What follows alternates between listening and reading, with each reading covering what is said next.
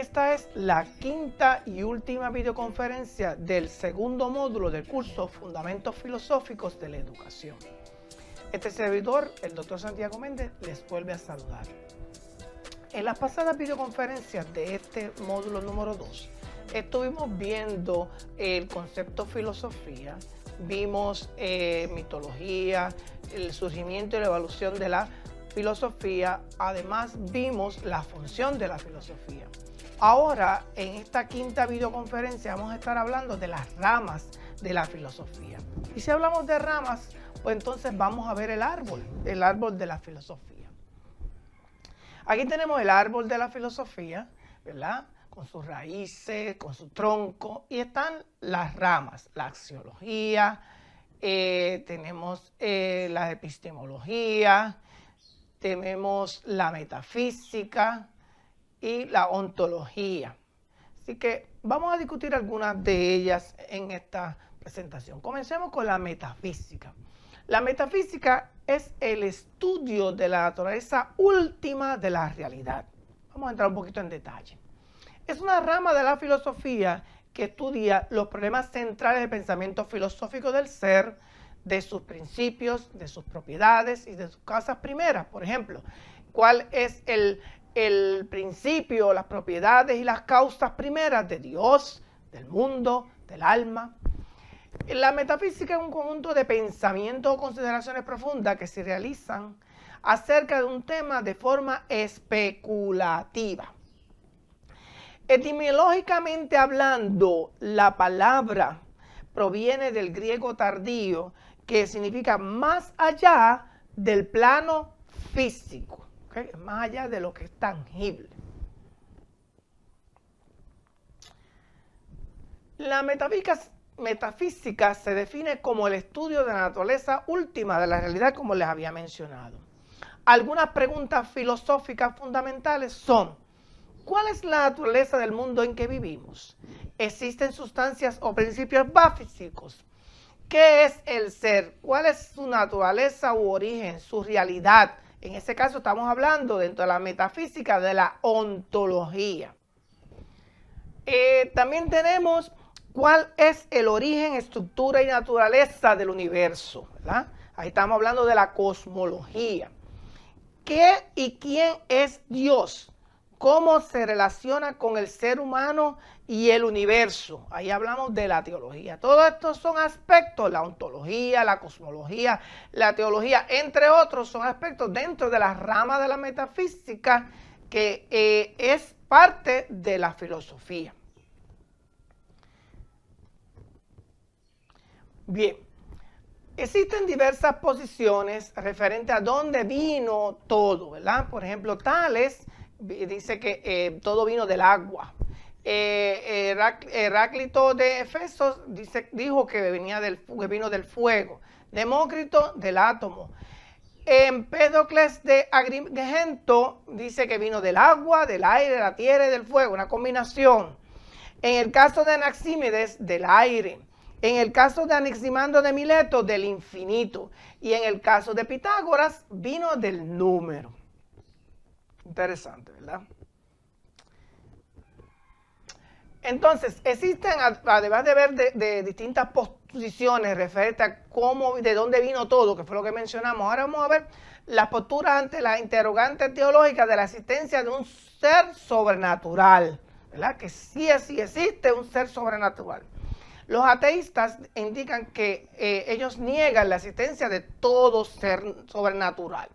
Los deístas, aunque no niegan la existencia de un Dios, sostienen que después del acto de la creación, Dios no mantiene una relación continua con lo creado y se queda alejado e indiferente ante los sucesos naturales. Ya vimos dos, el ateísmo y el deísmo. Y el teísmo, contrario al ateísmo, sostiene que Dios existe y que es la causa de toda existencia. Contrario al deísmo, sostiene que Dios guarda una relación constante con su creación, no como los deístas que dicen que Dios se alejó. En el caso del panteísmo, consiste en la identificación de Dios con la naturaleza. Esto es, Dios es la naturaleza y la naturaleza es Dios. Eso es panteísmo. Y finalmente el politeísmo, que postula la existencia de muchos dioses. Ustedes recuerdan de sus clases de humanidades que muchas civilizaciones tenían distintos dioses, ¿verdad? Más de un dios. Por ejemplo, en la antigüedad teníamos los griegos, los romanos, los egipcios. Bien, ya vimos la primera rama de la filosofía, que es la metafísica. Veamos ahora la epistemología, que es el estudio de la posibilidad, los procesos y la verificación del conocimiento. A la epistemología también se le conoce como gnoseología. Se define como el estudio de la posibilidad, los procesos y la verificación del conocimiento, como les dije en la presentación, ¿verdad?, inicial de este tema. La epistemología se interesa por la relación entre el sujeto o la conciencia y el objeto o el universo. Algunas preguntas, así como hice en la parte de la metafísica, pues vamos a ver algunas preguntas que tienen la epistemología, ¿verdad? Fundamentalmente, ¿cuáles son esas preguntas? ¿Se puede conocer? ¿Se conoce? ¿Cómo se conoce? ¿Cómo podemos comprobar si lo conocido es cierto, ¿verdad? Y dentro de esto, de estas preguntas, ¿se puede conocer? ¿Existe una realidad fuera de mí o será esta realidad que percibo una extensión de mi mente o mi conciencia? Esa pregunta todos los seres humanos la realizamos. ¿Existe una verdad absoluta? Entonces, cuando hablamos de qué se conoce, ¿tenemos conocimiento del mundo físico y de las ideas? ¿Cómo sé si lo que percibo es real o es imaginario? ¿Cómo se conoce? ¿Cuál es el proceso por el que conozco aquello que aparentemente está fuera de mí? ¿Cómo podemos comprobar? Es la otra, ¿verdad? Si lo conocido es cierto o es falso. Entonces ahora vamos a entrar un poco a esas preguntas y vamos a ver algunas posiciones, ¿verdad? ¿Se puede conocer? Es una de las preguntas de la epistemología, una de las ramas de la filosofía. Pues la posición agnóstica de se puede conocer, pues sostiene que es imposible conocer. Los agnósticos dicen que es imposible conocer, ya que nada existe. Si algo existe, no es concebible. O sea, no es comprendido que se pueda probar por el ser humano. Se puede probar por el ser humano. La posición escéptica, que cuidado con estos dos conceptos, muchas veces uno puebleramente escucha que la gente los intercambia como sinónimos. No, eso no es cierto. El agnóstico sostiene que es imposible conocer, ¿okay? Ya que nada existe. Y que si algo existe, no es conocible. O sea, no es comprendido. No se puede probar, ¿ok? En el caso de los escépticos, sostienen que no saben si se puede conocer o no. Entonces, si es posible conocer o no es posible conocer. Esa es la diferencia. Y los agnósticos dicen que es imposible conocer. Los escépticos dicen que no saben si conocer es posible o no. ¿Okay? Así que la posición dogmática y absolutista de la epistemología fundamenta su certeza del conocimiento en la noción de que existe una verdad absoluta que es independiente del hombre, del tiempo y del espacio. Y ahí hay tres posiciones dentro de esa posición dogmática absolutista: el ignorante, el estudioso y el sabio. También dentro de si se puede conocer, además de la agnóstica, además de la escéptica y de la dogmática absolutista, también está la posición científico-relativista, que reconoce la posibilidad del conocimiento, pero rechaza que el conocimiento sea absoluto, fundamentándose en el principio de que todo el conocimiento es producto de la experiencia. El conocimiento es producto de la experiencia. Como la experiencia es relativa al tiempo y al espacio, el conocimiento también es relativo. Así dicen los que tienen la posición científico-relativista, de si se puede conocer. Ahora nos movemos a la otra pregunta de la epistemología. ¿Qué se conoce? Bueno, hay distintas posiciones.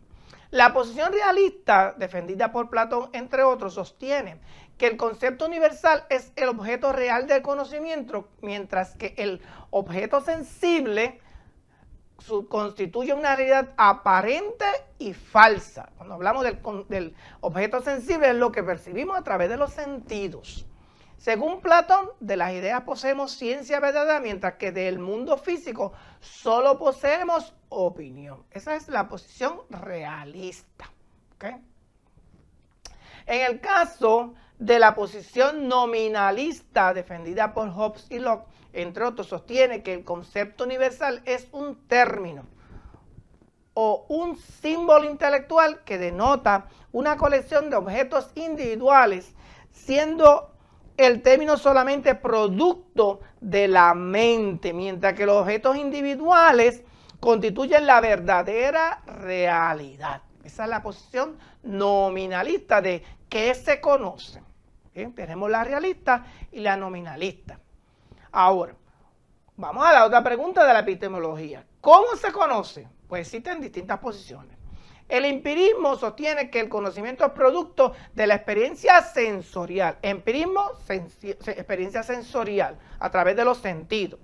El racionalismo sostiene que el conocimiento es producto del uso correcto de la razón.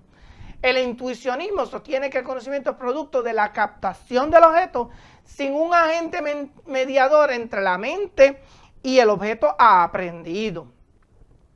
Y el revelacionismo sostiene que el conocimiento le es dado al ser humano por un ser superior y sobrenatural. Y podemos mencionar a Dios en ese caso. Así que tenemos cómo se conoce, de la manera empirista, a través de los sentidos, racionalista, a través de la razón. Intuicionismo sostiene que el conocimiento es producto de una captación del objeto sin un agente que medie entre la mente y el objeto aprehendido. Y en el caso del revelacionismo, sostiene que el conocimiento le es dado por un ser superior o sobrenatural, porque podemos poner como ejemplo a Dios. Repito, para que puedan ir viendo, porque estas áreas de la filosofía no son muy sencillas y a veces hay que volver a repetir para que uno lo pueda entender. ¿Okay? ¿Cómo podemos comprobar si lo conocido es cierto? Esta es otra de las preguntas que responde la epistemología. La teoría de la autoridad postula la existencia de una fuente infalible de conocimiento. Esta fuente posee criterios últimos y los postulados básicos que sirven de fundamento para verificar las diferentes proposiciones cognitivas. Dios. Estos postulados o criterios básicos consisten en la verdad absoluta y como tal no pueden cuestionarse ni refutarse. Así que, ¿cómo podemos comprobar si lo conocido es cierto? En la teoría de la autoridad dice, esto es infalible. ¿Ok? No puede cuestionarse ni refutarse. En el caso de la teoría de la coherencia, para responder cómo podemos comprobar si lo conocido es cierto, esta teoría de la coherencia consiste esencialmente en postular una premisa básica, la cual sirve de criterio para verificar las aseveraciones que se deducen de la misma. Si las aseveraciones concluidas guardan una relación lógica o son consistentes con la proposición básica, entonces se dice que son ciertas, o sea, que hay una coherencia. Bien, un ejemplo de este método de la coherencia, ¿verdad? Es el silogismo categórico o la lógica aristotélica. Veamos el ejemplo. Todos los hombres son mortales. Sócrates es hombre, ¿verdad? Entonces, Sócrates es inmortal, porque todos los hombres son mortales. Sócrates es un hombre, por lo tanto, Sócrates es inmortal. Premisa falsa, ya que no tiene ¿qué? Lógica, porque dice inmortal, no dice mortal. Otro ejemplo de este método es del silogismo categórico o lógica aristotélica, es la siguiente. No todas las aves vuelan. El avestruz es un ave. El avestruz no vuela. Ese es otro ejemplo de silogismo categórico o lógica aristotélica. Continuamos con la teoría de cómo podemos comprobar si lo conocido es cierto, ¿verdad? Ahí tenemos la teoría cartesiana de René Descartes, que estableció que para que una idea sea considerada cierta, debe ser simple, clara, distinta e indubitable. Según Descartes, solo aquellas proposiciones que sin ser deducibles de otra no sean objeto de duda y que por tanto sean claras y distintas, esas pueden considerarse como verdaderas. Así que ya hemos visto, voy hacia atrás para que podamos tener el sentido a esto. Estamos respondiendo a la pregunta epistemológica de cómo podemos comprobar si lo conocido es cierto. A través de la teoría de la autoridad, la teoría de la coherencia y acabamos de ver la teoría cartesiana. Bien, ahora veamos la otra, que es la teoría instrumentalista o pragmática, también conocida como el método científico. No reconoce otra autoridad que la experiencia o la experimentación. O sea que, ¿cómo podemos comprobar si lo conocido es cierto? Dicen los instrumentalistas o pragmáticos que esto puede comprobarse a través de la experiencia o de la experimentación. Ellos sostienen que toda proposición es de por sí de naturaleza hipotética y su falsedad o veracidad se comprueba observando si sus predisposiciones se cumplen en la realidad. Bien, así que más adelante en el próximo módulo entramos un poquito en detalle de esta particular cuando estemos hablando de la filosofía de la educación. Conforme a la teoría instrumentalista o pragmática, las ideas son instrumentos humanos creados para guiar la acción necesaria para la solución de problemas de la vida real. Si la implementación de la idea redunda en la solución de la problemática particular que la origina, entonces la idea es válida y es cierta. Ahí está el foco del asunto de esta teoría instrumentalista o pragmática. Si la implementación de la idea redunda en la solución de la problemática particular que la origina, entonces esa idea es válida y es cierta. Así que recuerden que tenemos varias teorías de cómo comprobar si lo conocido es cierto. La otra es la teoría de la conformidad, que deriva del realismo aristotélico tomista, que sostiene que la veracidad de las proposiciones se corroboran dependiendo del grado de correspondencia o de conformidad entre la proposición verbal y la realidad que dicha proposición pretende describir. Bien. El realismo sostiene que existe una realidad objetiva, independiente del conocimiento humano. Toda aseveración cognoscitiva es cierta si describe cabalmente esa realidad. Así hablan los de la teoría de la conformidad. Por otro lado, si el juicio no corresponde a la realidad extramental, entonces la aseveración o el juicio es falso. Esa es la teoría de la conformidad. Bueno, ahora vamos a pasar a la otra rama de la filosofía, ¿verdad? Ya vimos la metafísica, la epistemología y ahora vamos a entrar a la axiología, que es la del estudio del valor. En este caso, vamos a primero a definirla como hemos hecho como las anteriores, ¿verdad?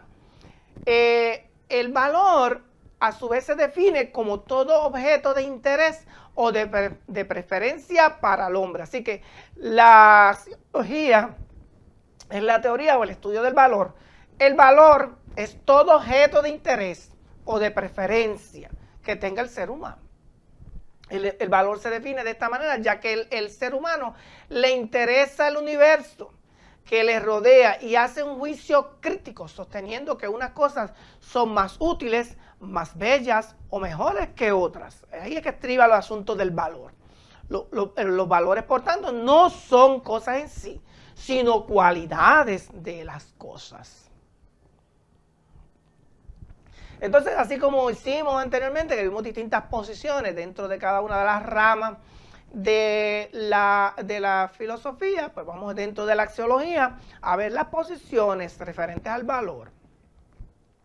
La posición absolutista realista está adjudicada el valor al objeto, ¿ok? Adjudica el valor al objeto, debe decir.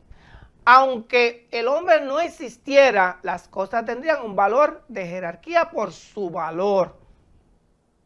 Sostiene que aunque el valor no es una cosa en sí, las cosas por ser lo que son ocupan una posición objetiva en la jerarquía de valores. Los valores, por lo tanto, no son relativos al tiempo ni al espacio. Así que no importa si la casa se te puso vieja, ¿ok? No importa las condiciones que esté en la casa, en tu casa, esa casa tiene un valor, por ejemplo, por el lugar donde está ubicada. Ese lugar donde está ubicada, pues tiene un reconocimiento que la gente lo prefieren, pues esa casa está vieja, pero tiene un valor por las condiciones, ¿verdad? Por la jerarquía donde está ubicada la casa. Así lo ven los absolutistas realistas. De acuerdo con esta concepción, el ser humano no puede crear los valores, no los puede cambiar, ni los hace desaparecer. Simplemente los puede descubrir o intuir. La posición relativista, subjetivista, ¿verdad?, establece que los objetos solo adquieren valor cuando el hombre se los da. Y cada hombre puede otorgar un valor diferente a un objeto. Así que esa casa que está ubicada en un área privilegiada, ¿verdad?, porque tiene que es una playa, tiene es un área bien privilegiada, no hay otra palabra que pueda decir en el momento. Y pues esa casa, bajo la otra posición absolutista realista, conservaba, no importa que hubiese pasado el tiempo, pero aquí, en este caso, en la posición relativista subjetivista, cada ser humano le otorga un valor diferente al objeto, en ese caso la casa, la residencia esa que está en un área privilegiada de la playa. Es decir, el objeto adquiere valor según las experiencias que tenga el ser humano, que es quien las valora. La posición relativista subjetivista sostiene que todo valor es producto entonces de la experiencia del ser humano. La experiencia relativa al tiempo y al espacio. Por tanto, los valores son a la vez relativos al tiempo y al espacio. Aquello que es objeto de interés o valor en una cultura puede variar en otra cultura, como también los objetos de valor en una misma cultura pueden variar en diferentes épocas históricas. Así usted puede entender mejor lo que es la posición relativista subjetivista. Recuerden, ya hemos visto dos posiciones del valor, ¿verdad? Estamos en la axiología. Vimos la posición absolutista realista y ahora estamos discutiendo la posición relativista subjetivista. Bien, entonces dentro de la axiología están los valores éticos y los valores estéticos. Bien, en el caso de los valores éticos se definen como el estudio de la naturaleza última de lo que constituye el bien y el mal y los criterios básicos en los cuales se fundamentan los juicios morales. Nuestra preocupación por lo que es bueno o malo es algo que nos diferencia de los animales, de los restos de los animales. Aquí nuevamente hay tres escuelas principales de pensamiento ético: la intuitiva objetiva, la emotiva subjetiva, la naturalista e instrumentalista. Vamos a verlas. Recuerden que estamos en esta otra rama de la filosofía, estamos en la axiología, y dentro de la axiología estamos en los valores éticos. ¿Bien? El caso del pensamiento intuitivo objetivo sostiene que los valores de naturaleza ética existen independientemente del tiempo, del espacio y de la experiencia humana. El hombre puede o no intuir, conocer, comprender o percibir el bien o el mal, lo correcto o lo incorrecto. El hombre lo puede hacer. Esto es, dice ahí, que existen independientemente del tiempo, del espacio y de la experiencia humana. De acuerdo a los intuitivos objetivos. Lo que no puede el hombre es cambiar o destruir estos valores, ya que los mismos son parte integrante del orden objetivo que existe en el universo. La otra posición es la emotiva subjetiva, referente al pensamiento ético. Los emotivos emotivos subjetivos sostienen que los juicios éticos son expresiones puramente emotivas, que solamente reflejan el estado de humor en que se encuentra la persona que emite el juicio. Eso es que esa es la posición emotiva subjetiva. Los juicios éticos son considerados pseudo proposiciones, vacíos de contenido, cuyo fin es simplemente ajustar y controlar nuestra conducta por medio de la persuasión emocional. Vamos entonces a la tercera posición o escuela de los valores éticos dentro de la axiología. Y esta es la naturalista instrumentalista, que sostiene que los valores éticos son una creación humana con el propósito de guiar la conducta individual y social. Esta posición rechaza que los juicios éticos puedan evaluarse a priori o antes de ejecutarse la acción. No podemos decidir si una acción es buena o mala, si es correcta o incorrecta, hasta que ésta se realice en la práctica y evaluemos las consecuencias de la misma. Bien, voy a ir recogiendo, ¿verdad? Ya hablamos de los valores éticos, ahora vamos a ver los valores estéticos. Estos valores pertenecen a la rama de la filosofía que es la axiología. Habíamos visto la epistemología y habíamos visto la metafísica. Aquí que dentro de la axiología ahora vamos a mirar los valores estéticos, ¿verdad? En la historia del pensamiento filosófico la palabra estética ha tenido un significado diferente al moderno.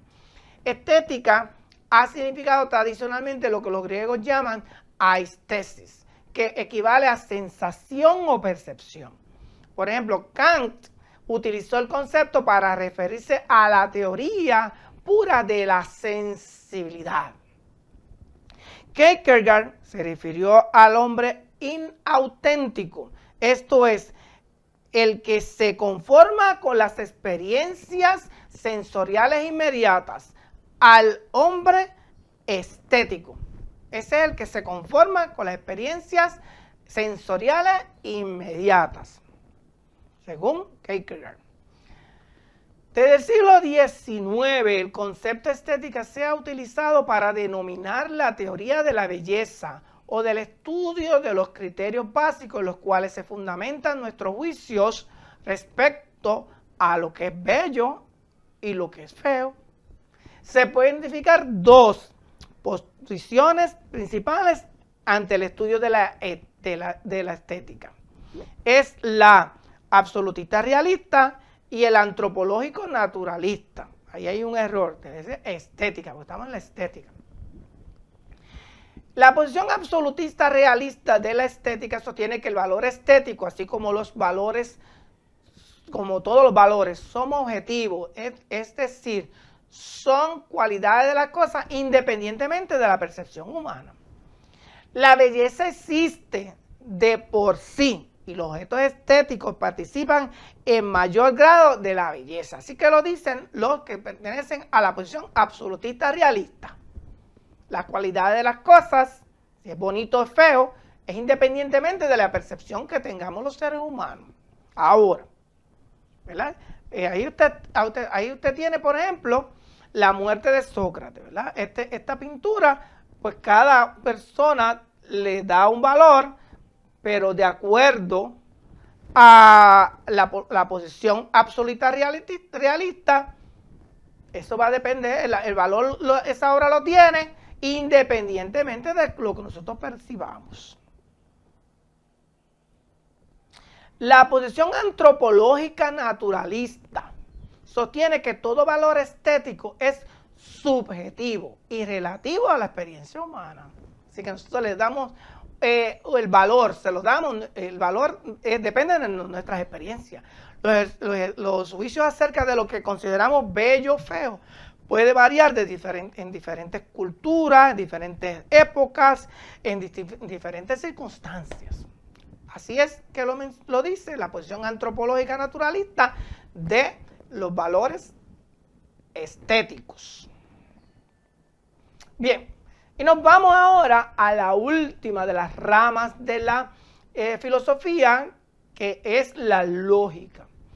La lógica es el estudio de las formas y principios generales que rigen el conocimiento y el pensamiento humano, considerando puramente en ellos mismos, sin referencia a los objetos. Veamos un poco más de detalle.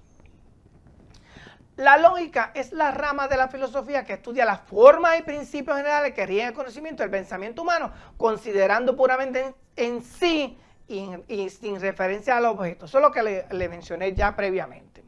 Los problemas principales de la lógica son las doctrinas del concepto, del juicio, del silogismo y del método. El método de razonamiento en que las ideas o la asociación de los hechos se manifiestan o se desarrollan de forma coherente sin que hayan contradicciones entre ellas. Eso es lógica. La lógica fue fundada por Aristóteles. Es una disciplina independiente que estudia las reglas del pensamiento exacto. Se enfoca en la búsqueda de un sistema abstracto de ordenación del pensamiento. Entonces, nuevamente, vamos a hablar de los tipos de, ¿verdad? Siempre hemos visto posiciones, pues vamos a ver, se reconocen tres tipos de lógica. La lógica deductiva, se la debemos a Aristóteles principalmente. La lógica inductiva a Sir Francis Bacon y la lógica experimental. Vamos a ver un poquito de ello. La lógica deductiva es un sistema de razonamiento que parte de unas premisas generales que pueden deducir ciertas aseveraciones específicas, ¿ok? Que vamos a volver a repetir, que de parte de unas premisas generales se pueden deducir ciertas aseveraciones específicas, o sea que va de lo general a lo específico. Un ejemplo de este enfoque es el silogismo, que ya lo habíamos visto, que se compone de tres elementos básicos, dos premisas, una mayor y una menor, y una conclusión que las relaciona. Ahí vamos a ver el silogismo nuevamente. Todos los hombres son mortales. Sócrates es un hombre. Esa es otra premisa. Entonces luego Sócrates es mortal. El silogismo, los filósofos medievales empleaban el silogismo para explicar fenómenos de la naturaleza. Es un razonamiento deductivo que consta de dos premisas, como habían mencionado anteriormente. La premisa mayor y la menor, a partir de las cuales se llega a una conclusión. El silogismo es tomado como un razonamiento deductivo, ya que tiene de dos juicios se infiere uno nuevo. En este sentido, la premisa mayor es aquella que sirve de punto de partida y que es la más general. Por su parte, la premisa menor sirve de intermediario y es menos general. Y en ellas dos se deduce la conclusión del pensamiento. Bueno, ya expliqué el asunto del silogismo. Repito, en este sentido, la premisa mayor del silogismo es aquella que sirve de punto de partida y es la más general. Y la otra premisa es menor, sirve de intermediario y es menos general. Con ellas dos, entonces se deduce la conclusión del razonamiento. A eso es lo que quería hablarles de la lógica deductiva. Dentro de la lógica deductiva, el silogismo. Ahora vamos entonces a entrar a la lógica inductiva, ¿verdad? Recuerden que son tres, la deductiva, la inductiva y la experimental. La inductiva es un sistema de razonamiento contrario al deductivo, procede de las cosas particulares a lo general. Bien, es que es de lo específico a lo general. Conlleva los siguientes pasos. Primero se recolecta y se describen los hechos particulares a través de la observación. Se sistematiza las observaciones en tablas de premisas. Se formula la primera hipótesis del fenómeno bajo estudio. Se comprueba la hipótesis en experimentación real. Y luego se comprueba finalmente la hipótesis o generalización. Y ahí ustedes vienen un gráfico que lo he ubicado nuevamente para que puedan comparar el método deductivo, que fue el que explicamos anteriormente, con el inductivo, ¿verdad? El inductivo va de lo particular a lo general y ahí están los pasos. Y aquí este gráfico pues les resume la lógica inductiva y la lógica deductiva. Vamos entonces a entrar a la lógica experimentalista. No la había mencionado quién era el exponente principal de la lógica experimentalista, lo había dejado en ascuas hasta ahora, ¿verdad? Me refiero a esto, voy a dar hacia atrás para que entiendan dónde es que a qué me estoy refiriendo. Es que cuando hablamos de los tres tipos de lógica, la deductiva se la debemos a Aristóteles, la inductiva a Sir Francis Bacon y la lógica experimental no dije, pues es a John Dewey. Vamos aquí, continuamos, todo esto ya lo vimos. La lógica experimentalista o el método científico plantea que toda idea es un plan de acción que surge como producto de la interacción del ser humano con la realidad. Esa interacción que se da entre el ser humano y la realidad debe ser probada en la práctica, comprobada en la práctica. Fue desarrollada por Dewey y los demás filósofos pragmáticos basándose en el trabajo de Charles Sanders Peirce y combina entonces la inducción con la deducción. De estos pensadores vamos a estar entrando en profundidad posteriormente cuando estemos hablando del pragmatismo.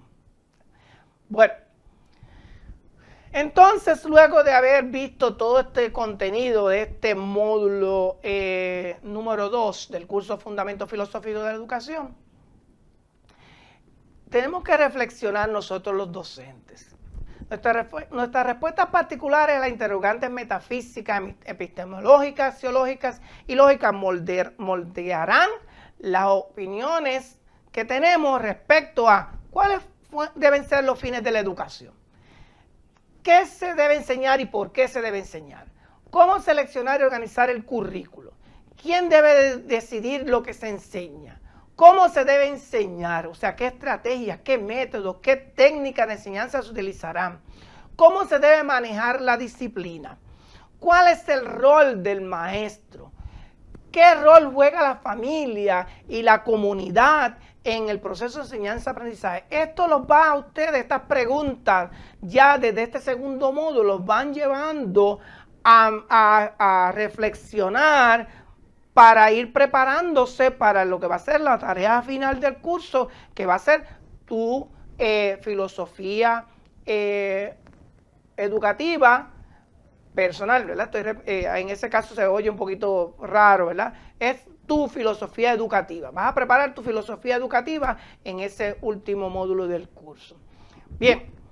Así que aquí están las referencias y como siempre termino la videoconferencia de los módulos con estas notas aclaratorias que todos los gráficos y contenidos que se utilizan en las presentaciones tienen sus propios derechos de autoría. No pretendo ni aspiro a atribuirme dichos derechos. Por contrario, los agradezco que estos estén accesibles en la internet para su utilización en la preparación de estas videoconferencias de los contenidos del módulo, ¿verdad? Que corresponden al curso. En este caso agradezco especialmente a la doctora Grisel Rivera Villafañe, mi colega catedrática de la Universidad de Puerto Rico en Mayagüez, por el compendio original de la información que se utilizó en esta presentación.